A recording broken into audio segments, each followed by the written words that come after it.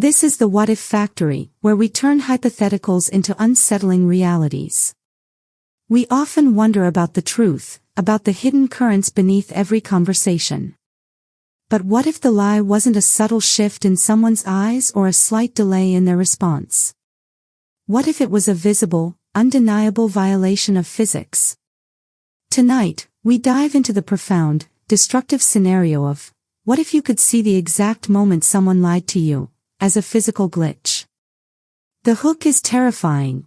Imagine a world where every falsehood is greeted not by a sound, but by a sudden, jarring flicker in the fabric of reality, a microsecond where the liar's image, their face, their hand, the air around them, skips like a corrupted video file.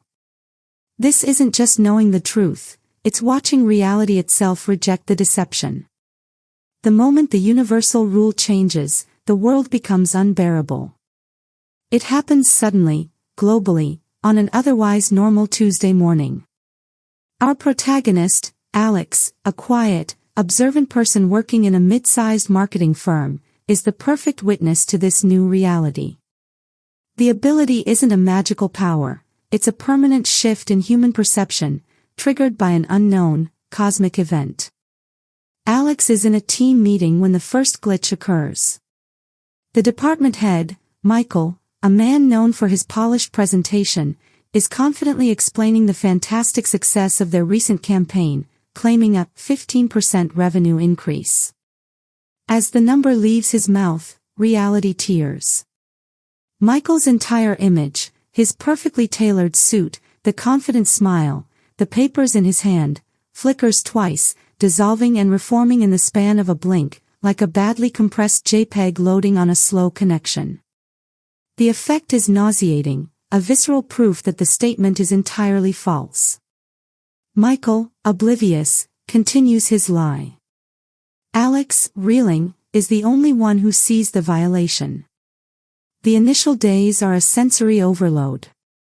Alex realizes that the lies aren't just the big, important ones, the glitches happen for every single deliberate falsehood.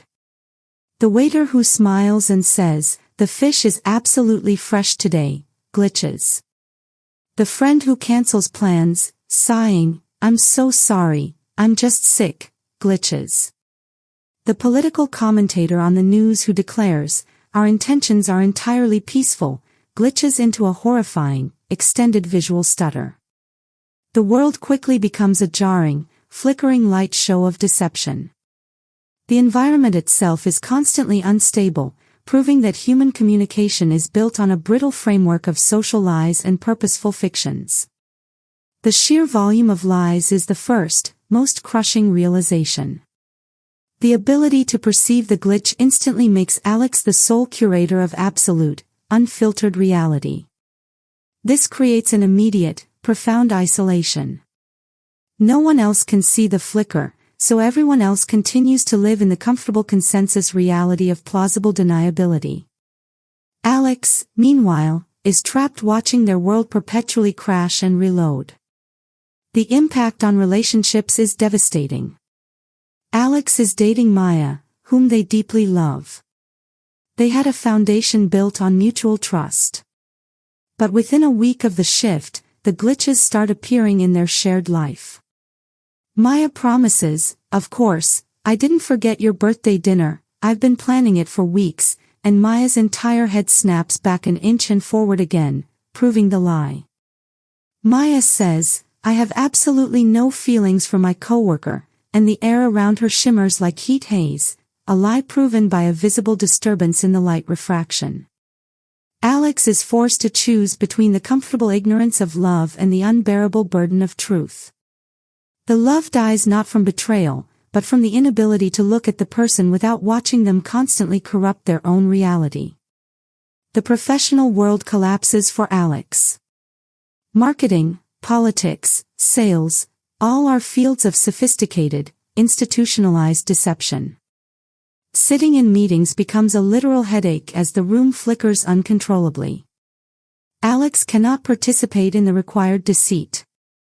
When asked to write copy that exaggerates a product's benefits, the words on the screen begin to visually distort and vibrate, forcing Alex to quit.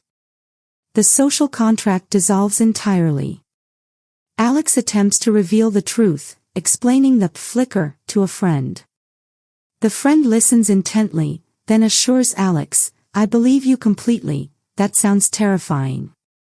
The friend's image instantly stretches sideways, elongating into a funhouse mirror reflection for a split second, proving the sympathy is a patronizing social lie.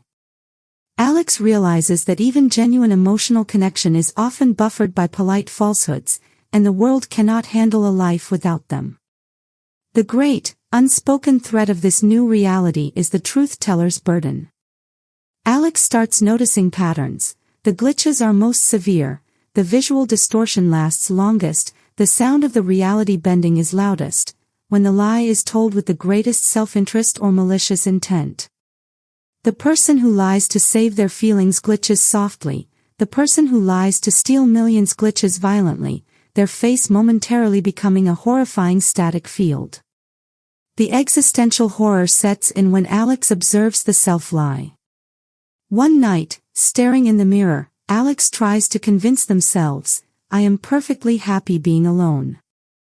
The reflection in the glass immediately shatters into 1,000 pieces before quickly reassembling, proving the lie is so fundamental, the mind itself cannot hold the illusion.